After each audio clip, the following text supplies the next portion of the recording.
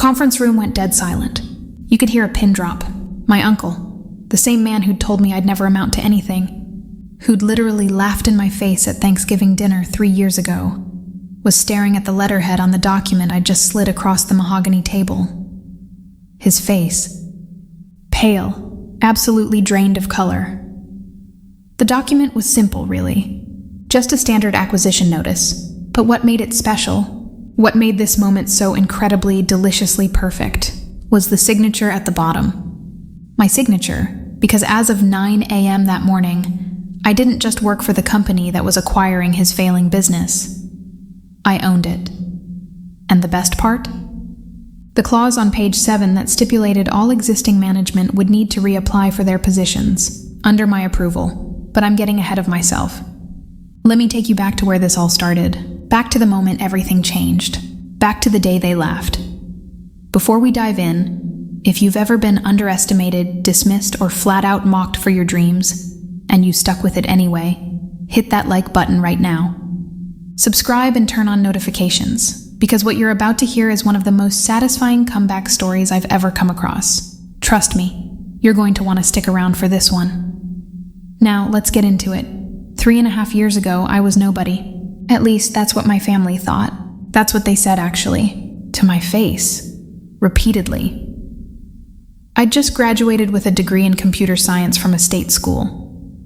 Not Harvard, not MIT, just a regular university where regular people went to get regular degrees. Nothing fancy, nothing impressive. At least not to them. See, I come from what you might call an established family. Not wealthy by billionaire standards, but comfortable. Very comfortable. The kind of family where everyone went to prestigious schools, joined the right clubs, knew the right people, where your value was measured by the logo on your degree and the name on your business card. My father ran a mid-sized commercial real estate firm. My uncle, we'll call him Richard, because that's fitting for reasons you'll understand shortly. Richard owned a luxury car dealership chain. 3 locations across the state. He loved to brag about it. Loved to talk about his automotive empire at every single family gathering. My older brother worked in investment banking. My cousin was a corporate lawyer at a prestigious firm downtown. Even my younger sister was already making waves as a marketing director for a Fortune 500 company, and she was 2 years younger than me. And then there was me, the computer science graduate, the tech nerd, as Richard loved to call me, the one who wanted to work with startups instead of joining the family businesses. The disappointment started early. I remember my graduation day. While other families were celebrating, taking photos, going out for fancy dinners, mine were politely underwhelmed. Computer science, my father had said, like he was testing out the words for the first time. Well, I suppose someone has to fix computers.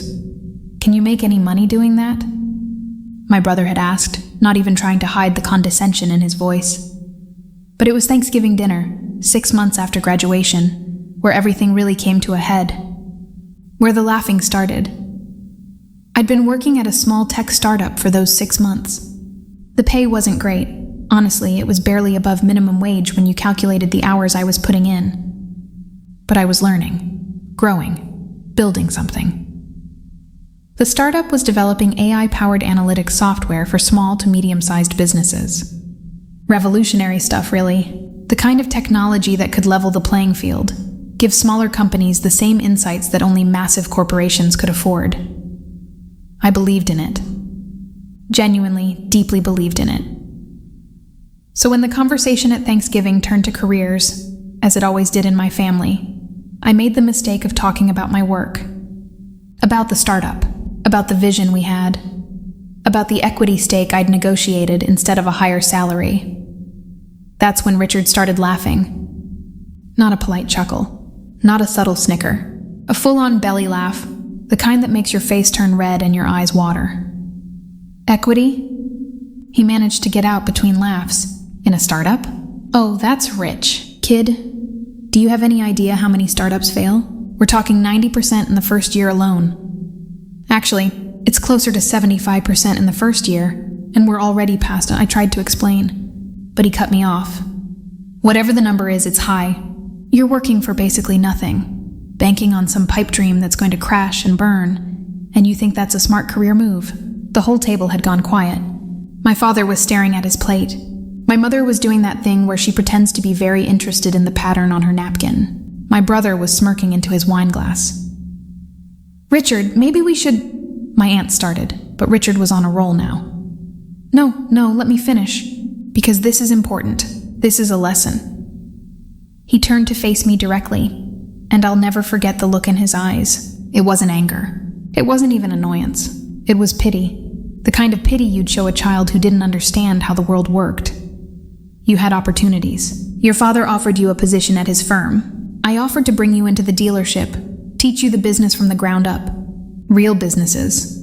Established, profitable. But instead, you chose to chase. What? Some tech fantasy?" He shook his head, took a long sip of his expensive bourbon, and delivered the line that would echo in my head for the next 3 years. "You're going to look back on this moment in 10 years, working some dead-end IT job, and realize you wasted the best opportunity of your life, and we'll all be too polite to say I told you so." Then he laughed again. And this time my brother joined in. Even my cousin snorted. I sat there, fork frozen halfway to my mouth, feeling my face burn. Feeling smaller and smaller with each passing second.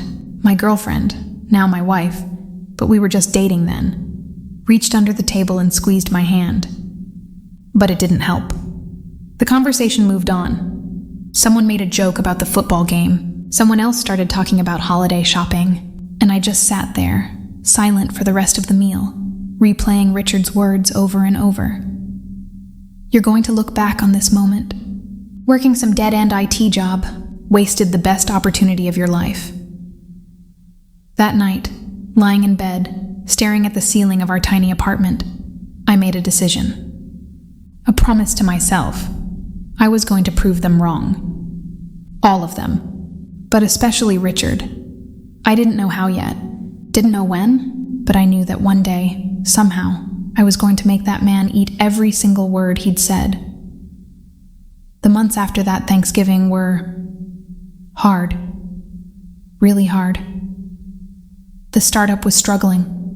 Not dying exactly, but definitely not thriving. We had a solid product, but we were running out of runway. Investors were skeptical. Customers were hesitant. The team was exhausted.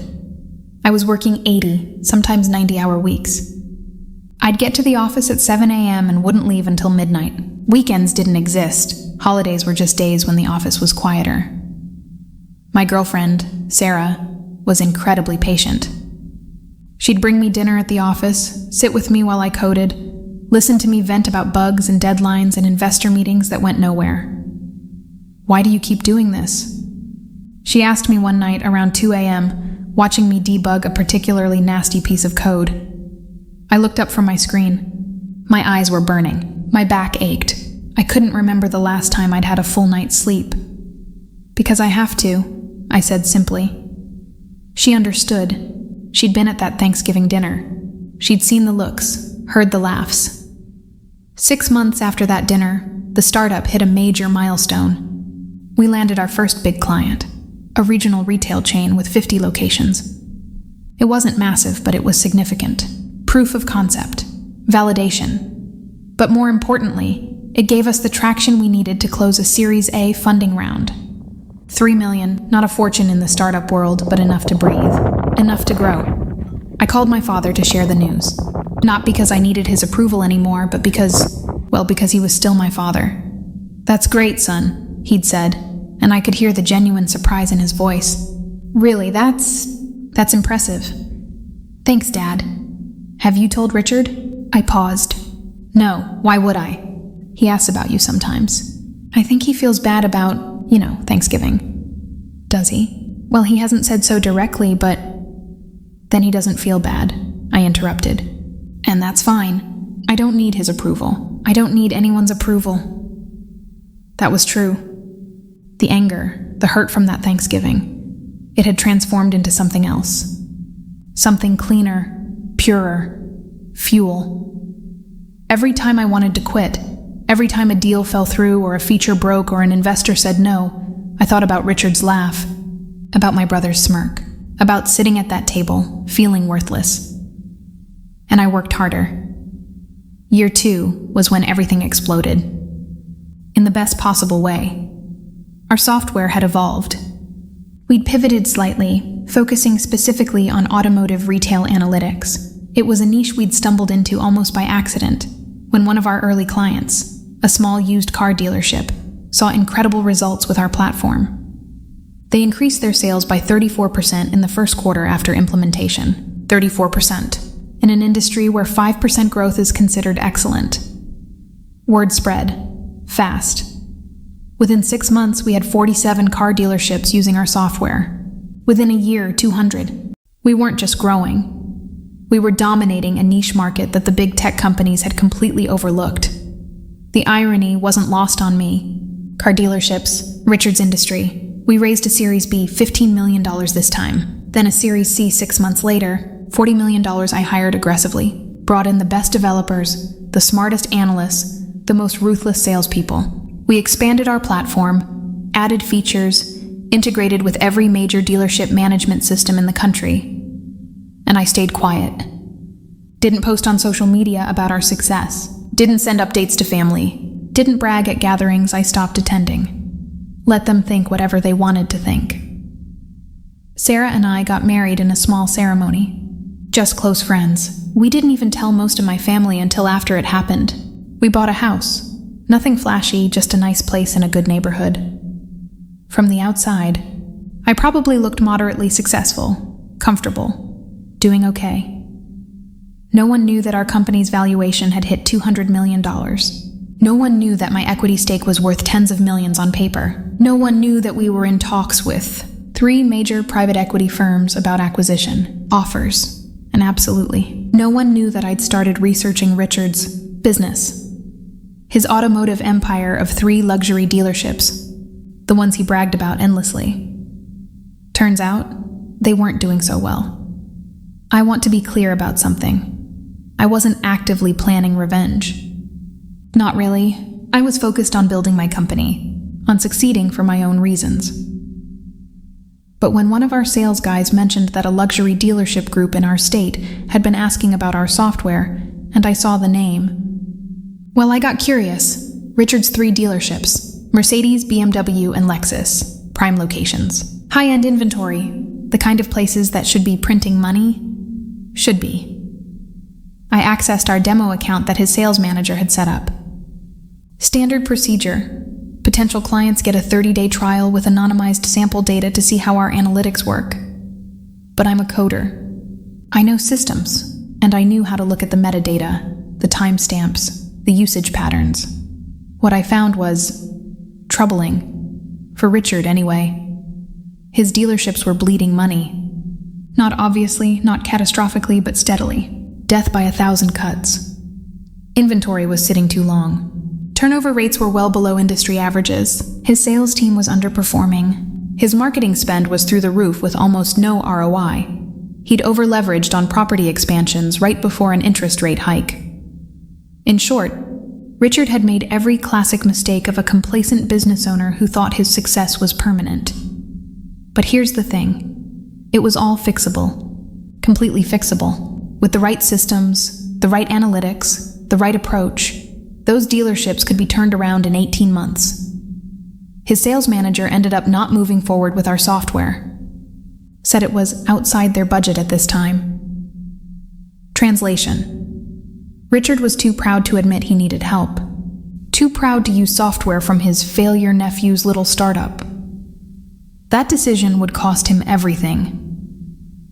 18 months later, our company was acquired by a major automotive tech conglomerate for $340 million. $340 million. My equity stake after everyone was paid out? $47 million. After taxes, I walked away with just over $30 million in liquid assets. I was 29 years old. The acquisition came with a twist, though.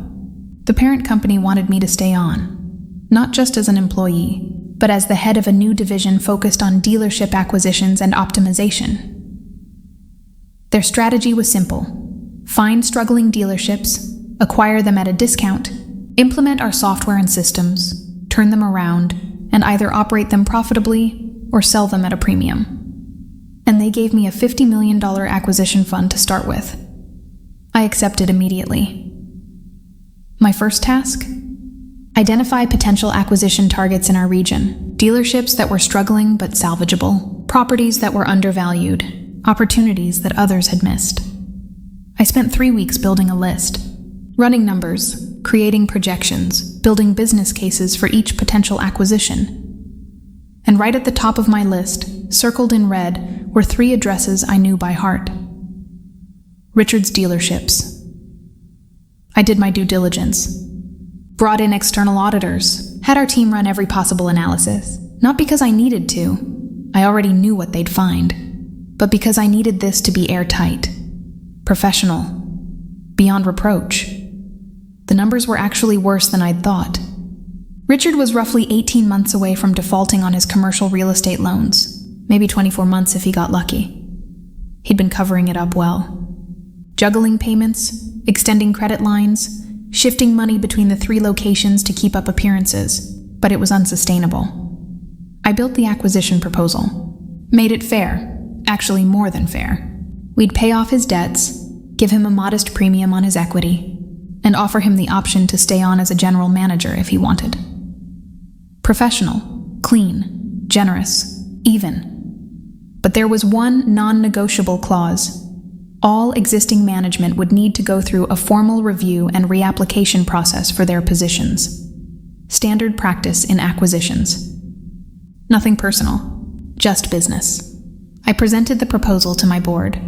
They approved it unanimously, and then I picked up the phone and called Richard directly. "Richard, it's me." Silence on the other end. I could almost hear him trying to place my voice. It had been over 2 years since we'd spoken. "Oh, hey, how are you? I'm well. Listen, I'm calling because I'm now heading up acquisitions for a major automotive tech company, and we're interested in purchasing your dealership group." More silence. Longer this time. What? Your 3 locations. Mercedes, BMW, Lexus. We'd like to make an offer. I kept my voice neutral, professional, like I was calling about a completely random business opportunity. Why would you? He was stammering. Richard, who never stumbled over words, was actually stammering. "It's a good strategic fit for us. I'm having my team send over the preliminary offer today. Take a look, discuss it with your accountant and lawyer, and let's set up a meeting for next week." "I don't think we're interested in selling," he said, but there was no conviction in his voice. "That's fine. Just take a look at the numbers. No pressure." "But Richard," I paused, "I think you'll find the offer very timely." I hung up before he could respond. The next part was my favorite. I had our team send the offer via email, but I also had a hard copy delivered by courier to his main dealership. In a leather portfolio, with our company logo embossed on it, professional presentation, impossible to ignore. The meeting was scheduled for the following Tuesday at 2 p.m. Richard insisted on having it at his main dealership, in his office. Home territory, I agreed readily. I arrived exactly on time, wearing a tailored suit that cost more than the monthly payment on the first car I'd ever owned. Sarah had helped me pick it out. "You look like you own the place," she'd said that morning, straightening my tie. "Not yet," I'd replied. "But give it an hour." Richard's receptionist, a young woman who looked nervous, showed me to the conference room. He wasn't there yet, making me wait, a power play. I smiled and sat down, pulling out my tablet and reviewing notes. Didn't matter. I had all the time in the world. He finally showed up 15 minutes late, flanked by his lawyer and accountant. Both looked stressed. "Sorry to keep you waiting," Richard said, but he didn't sound sorry. He sounded defensive. "No problem at all." We shook hands. His grip was too tight, compensating. He'd aged since I'd last seen him. More gray in his hair, deeper lines around his eyes. He looked tired. "So," he said, settling into his chair, "let's talk about this offer. Of course, I'm assuming you've had a chance to review the proposal?" His lawyer cleared his throat. "We have some concerns about the valuation methodology and several of the terms, particularly regarding... I held up a hand politely. Before we dive into specifics, let me provide some context. We've done extensive due diligence on all 3 properties. I have the full financial analysis here, including your current debt obligations, cash flow projections, and market comps. I slid a thick folder across the table. His accountant opened it, started flipping through pages, and I watched his face go pale. "How did you get this?" the accountant asked quietly. "Publicly available records, mostly. Commercial real estate filings, credit reports, some industry connections. All completely legal and standard for acquisition due diligence." Richard was staring at the folder like it was a snake. "The bottom line," I continued, keeping my voice even, "is that our offer factors in your current financial situation. We're offering to assume all outstanding debts, which total approximately $8.7 million across the 3 properties. We're offering $4 million cash for your equity, and we're offering you the opportunity to remain involved with the business during the transition." $4 million? Richard's voice had an edge to it. "These dealerships are worth at least $15 million. On paper, perhaps. In a normal market, with healthy financials, absolutely. But Richard," I leaned forward slightly, "you and I both know these aren't normal circumstances." His jaw clenched. "You're roughly 18 months from default on the Mercedes location's commercial note. The BMW location has been operating at a loss for the past 7 quarters. The Lexus property is technically profitable, but only because you've been deferring maintenance and cutting staff to unsustainable levels." Each sentence landed like a punch. I could see it in his face. "You don't know what you're talking about," he said, but there was no heat in it. "Just desperation. I know exactly what I'm talking about. This is what I do. This is what my company does. We identify struggling dealerships, we acquire them, we turn them around using proprietary systems and analytics, and we make them profitable again." I pulled out another document, slid it across the table. "This is a projection of what your dealerships would look like in 24 months if you continue on your current trajectory. And this," I tapped another page, "this is what they'd look like in 24 months under our management." The difference was staggering. The accountant was actually studying the numbers now, nodding slowly. "The offer is fair, Richard. More than fair, actually. We're giving you a clean exit, eliminating your personal guarantee exposure, and paying you a premium despite the current financial situation. And if I say no..." He was trying to sound tough, but I could hear the waver in his voice. I sat back in my chair, relaxed. "Then you say no. We move on to other opportunities, and you keep running your business the way you've been running it." Silence filled the room. His lawyer and accountant were exchanging looks. "However," I continued, "I should mention that if your financial situation continues to deteriorate, any future offers, from us or anyone else, will be significantly lower. Commercial real estate lenders aren't known for their patience." It wasn't a threat. It was just a fact. But the way Richard's face drained of color, he understood perfectly. "I need time to think about it," he said finally. "Of course, the offer is open for 2 weeks. After that, we'll need to move on." I stood up, gathered my materials, professional, courteous. "Oh, and Richard?" I paused at the door. "For what it's worth, I think this could be good for everyone. Your employees keep their jobs, your customers keep their relationships, and you get to walk away with your dignity intact." Unlike some people, I didn't say, but the implication hung in the air. I left him sitting there, staring at the numbers that spelled out the end of his automotive empire. The next week was fascinating. I didn't hear anything directly from Richard, but I heard plenty through other channels. He'd reached out to 2 other potential buyers. Both passed after doing their own due diligence. The numbers were what they were. He'd tried to negotiate better terms with his primary lender. They'd offered to extend his note by 6 months, but at a significantly higher interest rate that would only make things worse. He'd even called my father. That conversation, according to Dad, had been interesting. "He wanted to know if I could talk to you," my father told me over the phone. "Convince you to improve the offer." "What did you tell him?" A pause. Then, I told him that you were a businessman now, and this was business, and that maybe he should have thought about this 3 years ago at Thanksgiving. I smiled. Thanks, Dad. I'm proud of you, son. I should have said that a long time ago. Better late than never. On day 12 of the 2-week window, Richard called me directly. I'll accept the offer, he said without preamble, but I want to negotiate the management review clause. I'm listening. I want guaranteed positions for my key people. My general managers have been with me for years. Richard, I can't do that, but I can guarantee that they'll be evaluated fairly, and that if they're qualified and performing well, they'll have positions. We're not trying to gut your team. We want continuity. And what about me? There it was, the real question. You'll be offered a consultant position during the transition. 6 months, generous compensation. After that, we'll see. If you want to stay involved, if you adapt to our systems and processes, there could be a longer-term role.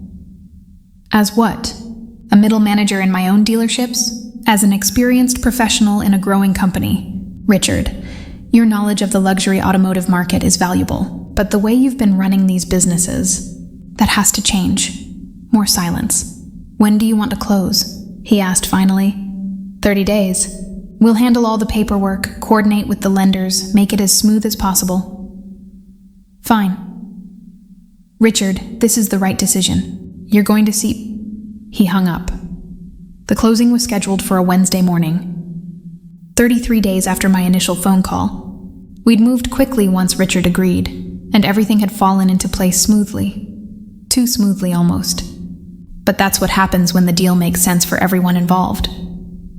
The closing was held at a law office downtown. Neutral territory. All the principals had to be there to sign the final documents. Richard, his lawyer, his accountant, me, our corporate attorney, and representatives from the lending institutions. I arrived first. Made sure everything was set up perfectly. The conference room was professional but impersonal. Perfect for what was about to happen. Richard showed up 10 minutes late. He looked like he hadn't slept in days. His suit was wrinkled. He'd cut himself shaving.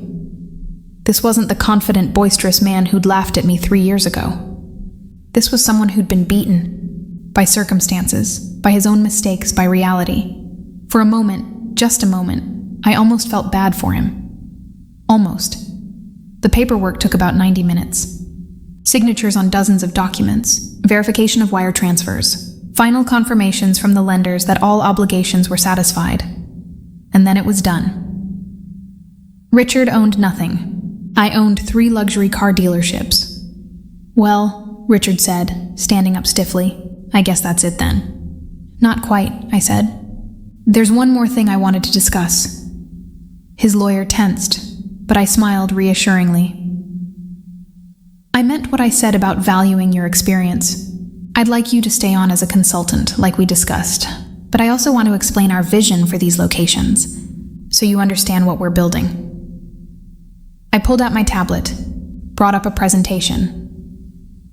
Our analytics show that these dealerships, under optimal management, could increase revenues by 35-40% within 18 months. We're going to implement our software systems, retrain the sales teams, optimize inventory, and completely overhaul the marketing approach. I showed him charts, graphs, projections. The same kind of analysis he could have done himself if he'd been willing to adapt, if he'd been willing to accept help from his failure nephew's company.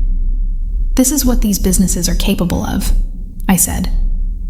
This is what they should have been all along. Richard was staring at the screen. I could see him doing the math, understanding what he'd left on the table.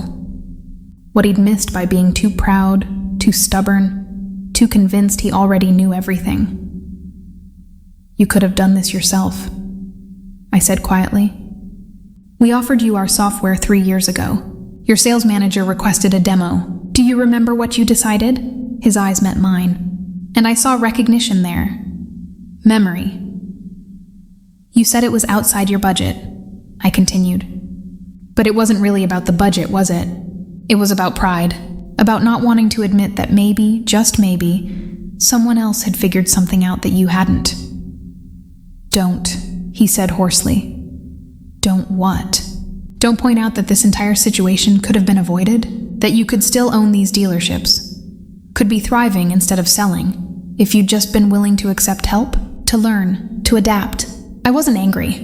That was the thing. I wasn't even particularly satisfied. I was just tired of people like Richard, tired of the arrogance, the dismissiveness, the certainty that their way was the only way.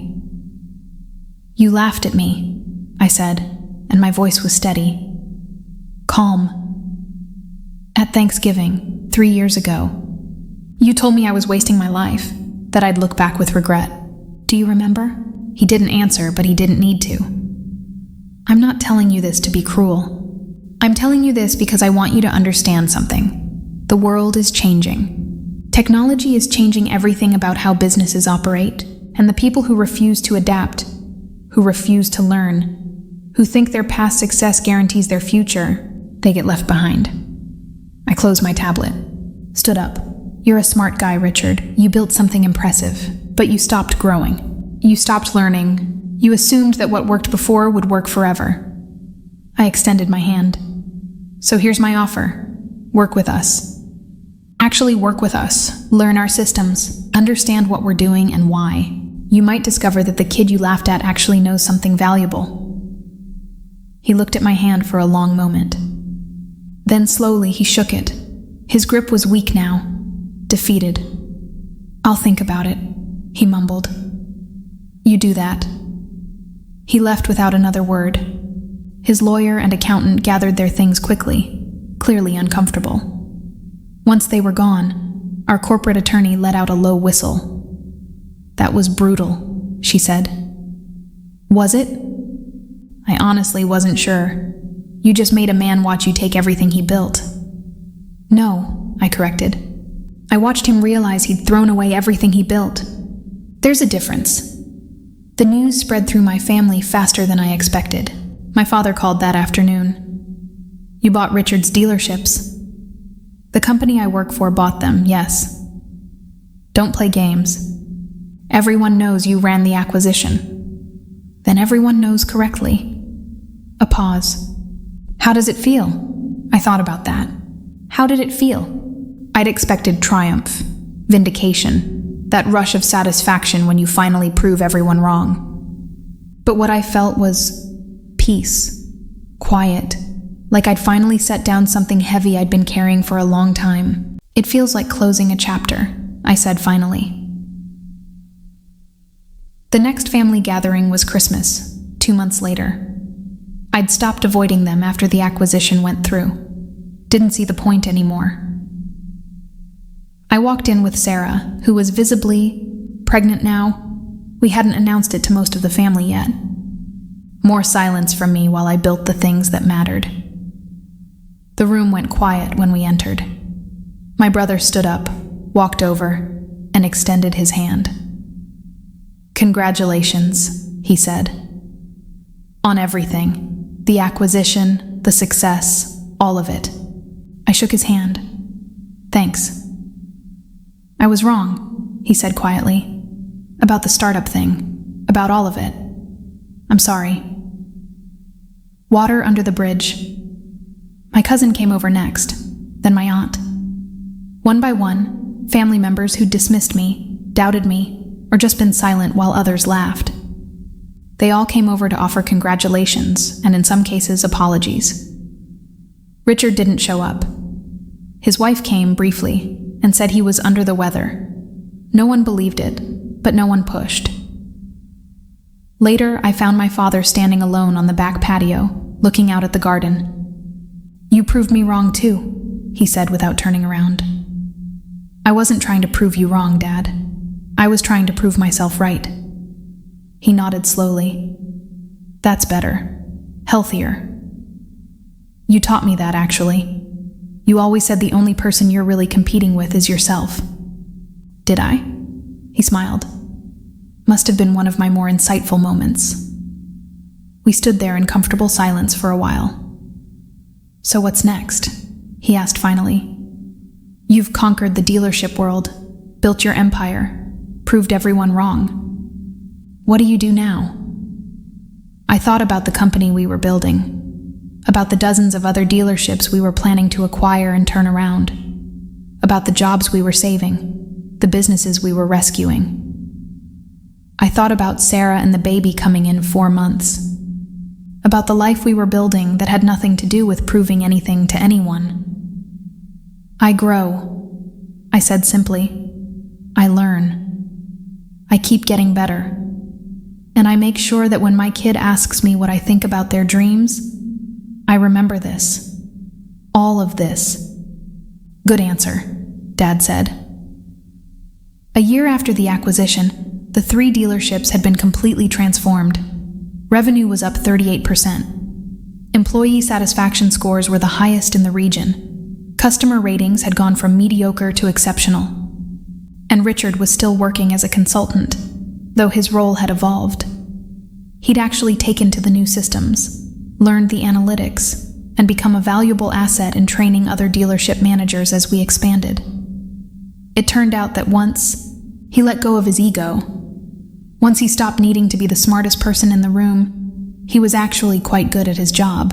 We never talked about Thanksgiving, never directly addressed what had happened, but there was an understanding now, a mutual respect built on reality instead of assumption. One afternoon, I was reviewing quarterly reports when my assistant told me Richard was asking to see me. I told her to send him in. He walked into my office in what used to be his flagship dealership, and sat down across from me. "I wanted to show you something," he said, pulling out his phone. He brought up a spreadsheet. "The Mercedes location is on track to have its best quarter in its history. The numbers just came in this morning, and I wanted you to see them first." I looked at the figures. He was right. They were exceptional. "This is excellent work," I said. "What changed?" "We implemented that new customer follow-up protocol you designed, the one I thought was too aggressive last month." He had the grace to look embarrassed. "Turns out you were right. Our close rate on second contact leads went up 47%. "That's great, Richard. Really." He nodded, then sat there for a moment, clearly wrestling with something. "I owe you an apology," he said finally. "A real one. Not just for Thanksgiving 3 years ago, though that was inexcusable, but for everything. For not taking you seriously, for not seeing what you were building, for being too arrogant to learn from someone younger than me." I leaned back in my chair. This was unexpected. "I've spent this whole year watching you work," he continued. "Watching how you treat people, how you make decisions, how you build systems instead of just reacting to problems. And I realized something. You didn't just get lucky.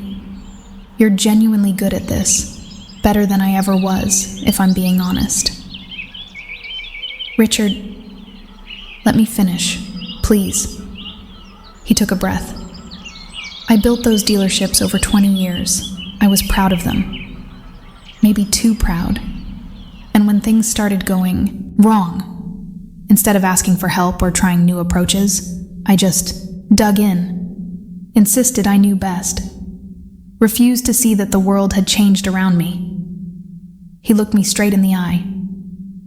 "You could have destroyed me. When you made that acquisition offer, when you had all that information about my finances, my mistakes, you could have crushed me, humiliated me, given me a fraction of what the businesses were worth and left me with nothing. That's not who I am. I know. That's my point. You gave me a fair deal. You gave me a job. You even gave me a chance to learn and grow, despite everything I'd said and done. And I just wanted to say." His voice cracked slightly. "Thank you. And I'm sorry." For a moment, I didn't know what to say. This was the man who'd laughed at my dreams, who'd called me a failure before I'd even had a chance to fail, who'd embodied everything I'd been fighting against. And now he was sitting in my office thanking me. "Apology accepted," I said quietly. "And Richard, I'm glad you stayed. You've been an asset to the team. Your experience, once combined with better systems and data, It's valuable. You're valuable." He nodded, visibly relieved. "So what's next for us? I heard rumors about expansion into the Colorado market." "More than rumors. We're closing on 4 locations next month. I'm going to need someone experienced to oversee the transition." His eyes widened. "You're offering me..." "I'm offering you the chance to lead a regional expansion. If you want it. It's a big job. Lots of travel, high pressure. But I think you're ready for it." He seemed genuinely moved. "Yes, absolutely yes." "Good. We'll talk details next week." After he left, I sat there for a while, thinking about the strange trajectory of life. How the person who'd hurt me most had become someone I actually respected. How revenge, when it finally arrived, hadn't felt quite how I'd imagined. It wasn't about destroying him. It had never really been about that, I realized. It was about proving to myself that I had value, that my ideas mattered, that the path I'd chosen was valid. The revenge was just a side effect of success. That evening, I went home to Sarah and our daughter Emma, who was now 6 months old. Sarah was in the nursery, reading a story even though Emma was too young to understand the words. "How was work?" she asked, looking up. "Interesting." Richard apologized. A real apology. "Wow, how do you feel about that?" I thought about it. "Good, actually. Closed. Like that whole chapter is finally finished." She smiled. "You know what I'm proud of? You could have been vindictive. You had every opportunity to rub his face in it, to make him suffer. But you didn't. Wasn't worth it. And honestly, watching him grow, watching him actually become better at his job, that's more satisfying than anything else could have been." "That's because you're not actually a revenge person," Sarah said, standing up and kissing me. "You're a prove-them-wrong person. There's a difference." She was right, as usual. The next day, I got an email from my former startup co-founder, Jake. He'd moved on to a different company after our acquisition, but we stayed in touch. Saw the quarterly numbers for the dealership division. Absolutely crushing it. Remember when we were coding in that basement office, surviving on ramen and coffee? Look at us now, man. Living proof that betting on yourself pays off. I smiled and typed back. "Remember when Richard laughed at us at that Thanksgiving dinner? I should send him a thank you card. Nothing motivates quite like someone telling you you'll fail." Jake's response was immediate. "LOL. Although between you and me, I think you would have succeeded anyway. You didn't need his doubt. You had your own drive." He was probably right about that too. 2 years after the initial acquisition, I was invited to speak at a conference for automotive industry professionals. The topic: Digital Transformation in Traditional Industries. I almost declined. Public speaking wasn't really my thing. But Sarah convinced me to accept. "You have a story worth sharing," she said, "and not the revenge story. The real story, about adaptation, about combining traditional business wisdom with new technology, about building something meaningful." So I accepted. The conference was in Las Vegas, at a massive convention center. There were probably 2,000 people in the audience when I walked out on stage. And sitting in the 3rd row, taking notes on a tablet, was Richard. I hadn't known he'd be there, hadn't expected it, but seeing him there, engaged and learning, made me smile. I told my story, not the version with the dramatic revenge arc, the real version. I talked about starting at a struggling startup, about believing in a vision that others couldn't see, about the 90-hour weeks and the constant doubt and the fear of failure. I talked about how traditional industries like automotive retail were facing unprecedented disruption, and how the businesses that would survive were the ones willing to embrace change rather than resist it. I talked about the importance of data, of systems, of continuous learning. And then, near the end, I told the Thanksgiving story, not naming Richard, but making it clear what had happened. Someone I respected told me I was wasting my life. I said. That my choices were foolish. That I'd look back with regret. And I won't lie, it hurt. It hurt a lot. But it also clarified something for me. I paused, looking out at the sea of faces. The people who doubt you, who laugh at your dreams, who tell you that you'll fail. They're not your enemies. They're your teachers. They show you what conviction looks like when you don't have it yet. They show you what happens when someone stops growing, stops learning, stops adapting. The best revenge isn't proving them wrong. It's becoming someone who would never treat another person the way they treated you. It's succeeding while maintaining your integrity. It's building something meaningful instead of just building a monument to your own ego. After the speech, during the networking reception, Richard approached me. "That was a good talk," he said. "Thanks for coming." "You were talking about me." The Thanksgiving story. "I was talking about a moment, about a lesson. You just happened to be part of it." He nodded slowly. "For what it's worth, I'm glad I was wrong about you. And I'm glad you didn't let me being wrong stop you." "Me too." We stood there for a moment, two people who'd traveled very different paths to end up in the same place. "You know what the funny thing is?" Richard said. "If I'd been right, if you had failed, I probably would have forgotten all about it.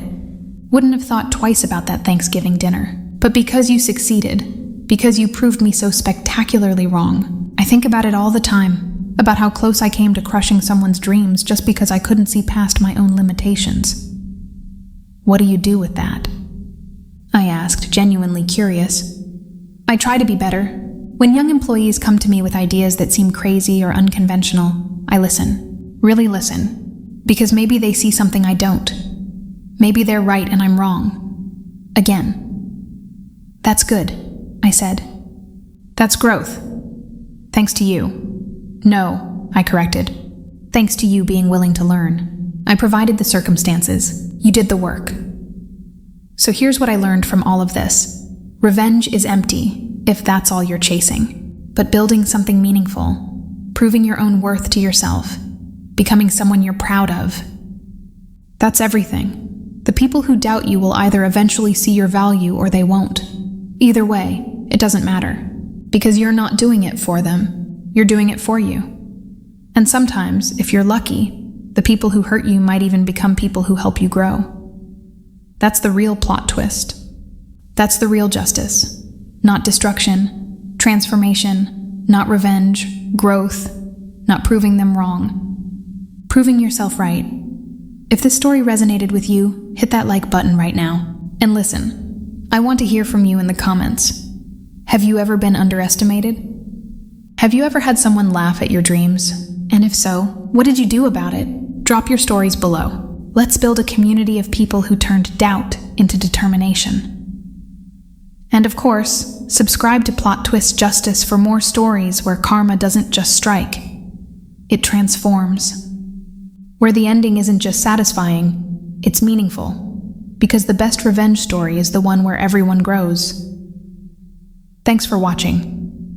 Now go prove someone wrong, starting with that voice of doubt in your own head.